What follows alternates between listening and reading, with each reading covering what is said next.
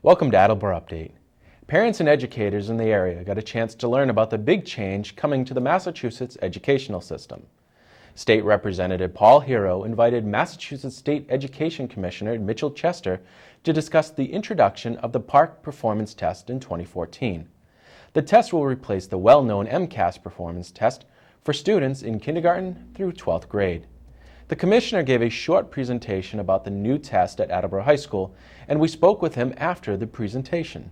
I invited the Commissioner of Education to Attleboro to discuss the transition from MCAS to PARRC, because that's something that all school districts in the area are going to have to be faced with basically come the fall of 2014. So that was part one of tonight's event. Good evening. This is Mitchell Chester, Commissioner of Elementary and Secondary Education for the Commonwealth of Massachusetts.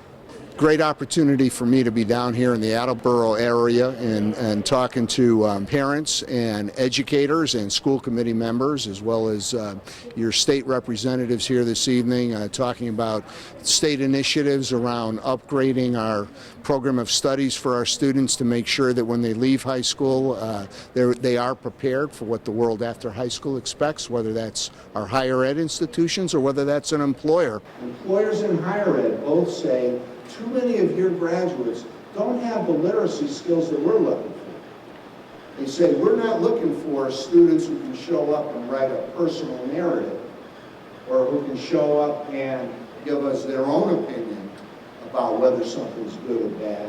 We're interested in students who can read nonfiction texts, read a technical manual, can look at a problem that we've got in our workplace and say, here's three options. Tell me the pros and cons of these three options, and which one is there one that you would recommend and why. That kind of analytic thinking, that ability to read complex texts and be able to write coherently in response. In math, what we learned in ways that we didn't know 10 or 15 years ago is when we look at the strongest performing nations in math, their curriculum looks a lot different than the typical U.S. curriculum. In the early grades, it's focused on a much smaller number of skills. In the early grades, it's focused on computational fluency, on number sense.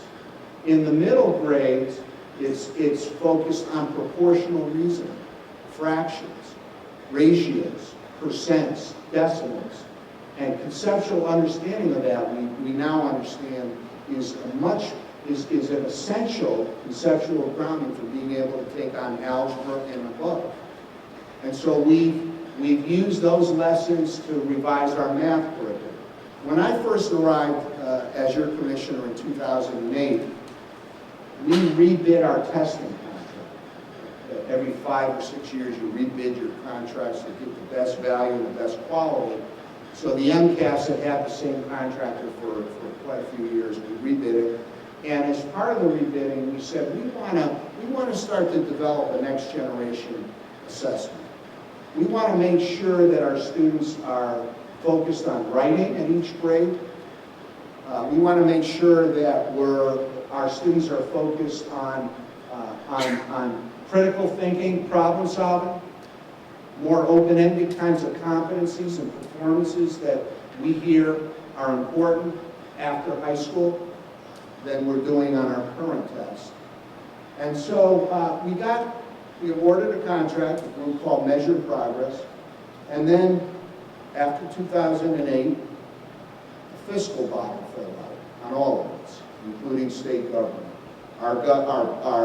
And we couldn't fund any of the new development. The budget got cut. We didn't have money to support the new development.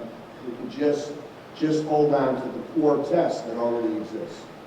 Along comes a grant from the federal government that consortia of states were eligible to bid on, to submit proposals on.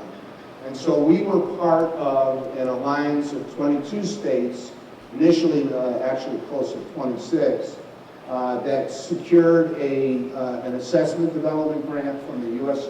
Department of Ed, $186 million grant over 4 years. We're in the 3rd year of developing new assessments that are aligned to those key curriculum targets that I talked about in our frameworks. This is something that I do very frequently. I'm often presenting on the work that's coming out from the state to make sure, bottom line, to make sure that when students move through the elementary and secondary education system in Massachusetts, that we really are preparing them for opportunities after high school and that they can be successful at, that they're ready for what the world of higher ed and the world of employment expects of our graduates. Part 2 of tonight's event was when I talked about the internet infrastructure project I've been working on to try and get high-speed internet and the bandwidth necessary for PARRC in every school throughout the Commonwealth, but as well as trying to turn Massachusetts into a national model of e-learning in the 21st century. And then part 3 was where we had some question and answers, from the audience directed towards the commissioner about, a vast variety of things, particularly though talking about, the PARRC and how it's going to unfold.